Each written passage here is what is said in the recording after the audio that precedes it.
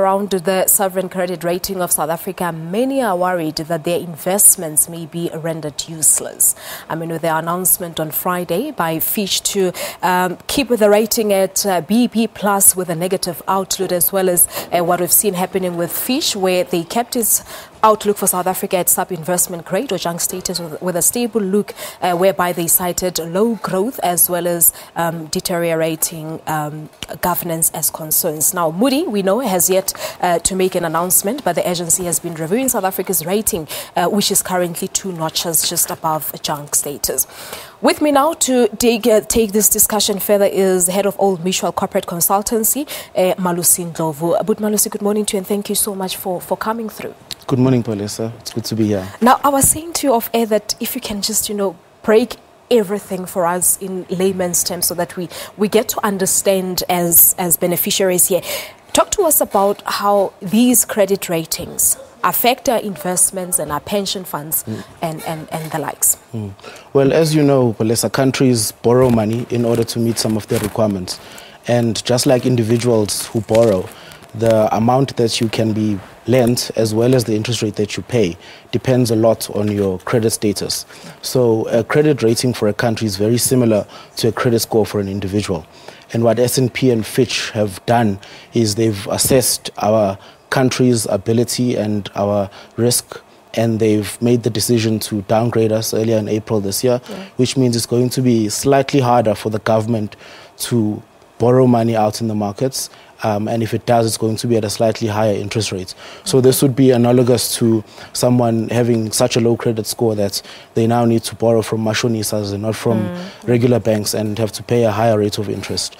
Obviously, the main impact is going to be on government in the sense that they're going to have less money to spend on things like healthcare, education, infrastructure, social grants, and all those good things. I wanted to say that I was reading that infrastructure is the one to suffer the most. Yes, absolutely, because government still has to spend. And the way that it prioritizes its spending will depend on how much it's able to raise in the markets, as well as how much tax it can raise from people. So the alternative for government is really to either spend less or alternatively increase taxes. So that's the direct impact that's going to have on individuals like you and me. All right. So as a pension fund holder, should I be worried from this situation? I think there's no reason to worry immediately. Most South Africans will tell you that their financial situation has not really changed from before the downgrade to now. Maybe people are a bit more worried about their economy and the future prospects. So for the average South African, there's not much that has changed immediately. There may be changes in the long run in terms of lower growth in the economy, which could translate to lower wage growth and lower employment creation, etc.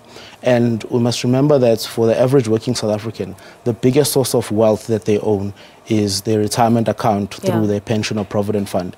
So really the question of how does this affect my investments is also the question of what do I need to do with my retirement account? And there's a few considerations there. I think firstly, before we even get to what you should be doing, let's look at what you shouldn't be doing. You shouldn't be panicking. You shouldn't be contributing less to your retirement. You shouldn't be withdrawing your retirement account should you change jobs, or even worse, you shouldn't be resigning in order to have access to it at this stage. In fact, what people should now be doing is becoming more engaged with those retirement accounts. Find out who the decision makers are.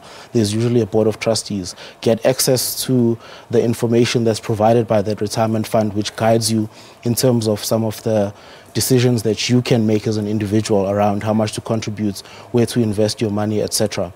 I think the overarching message for me here is, this retirement account is the biggest source of wealth that you have. So it's important to manage it prudently, more so now that we've been downgraded than it was in the past. So we need to go out there and inquire and get a clearer understanding on how things work. That's Absolutely. What you say. It's and it's something that engaged. Many of us don't even do. Yes.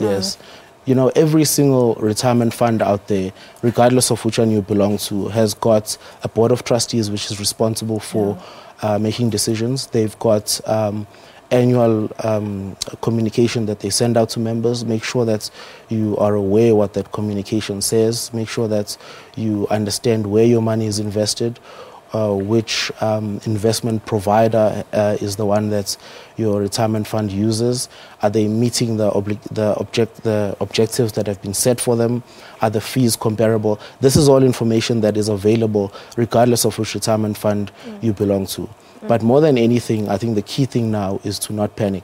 If anything, I would say people should be contributing more towards their retirement fund right now. As of last year, you can get a tax break for contributing up to 27.5% of your income. So use as much of that tax break as possible to reduce your effective tax rate. And I know that, Malusi, a lot of people, were panicking from April when we were downgraded to junk status. So should they perhaps be thinking of saving in foreign currencies? Should they go the British pound way, the US dollar way, or the Japanese yen perhaps, or things are still okay? I think there's a few considerations there. Firstly, if you're going to be saving, first maximize how much you save through your retirement fund, because that is the most tax efficient way for you to save. And in there, then your board of trustees will make decisions about where that money gets invested. Secondly, as regards to investing offshore at this stage, often when sensational political or social developments happen, we see the rand-dollar exchange rate reacting, and then people panic and they feel like they need to do something. In the last 2 years alone, we've seen the removal of Finance Minister Nene, we've seen the Brexit votes, we've seen the election of Mr. Trump, and now this downgrade in South Africa. And all those events have seen the rand react. Sometimes and the market it went has fluctuated, all absolutely. of them. Sometimes we saw the rand go up to 16 rand to the dollar on intraday trade. But if you look at the period from June 2015 to now, the rand has hardly moved. So if you had panicked after one of those events and moved your money offshore, you would have actually lost money, because you would have taken it out at 16 rand to the dollar and lost out on the recovery that has since happened. So it's important that people don't make long-term investment decisions based on newspaper headlines. If you're going to be investing offshore, that should be based on a fundamental analysis of the various risks, taking into account broader things than just the downgrade. So if you're not uncertain, just always consult your financial advisor. Absolutely. Consult your financial advisor when it comes to your personal affairs. And when it comes to your retirement account, consult your board of trustees or your management committee or whoever is tasked with making decisions there. All right. No, we'll leave it at that. Thank you so much for the education. Thank you so much. We appreciate it a lot. It's good to be here. Thank you. Thank you so much.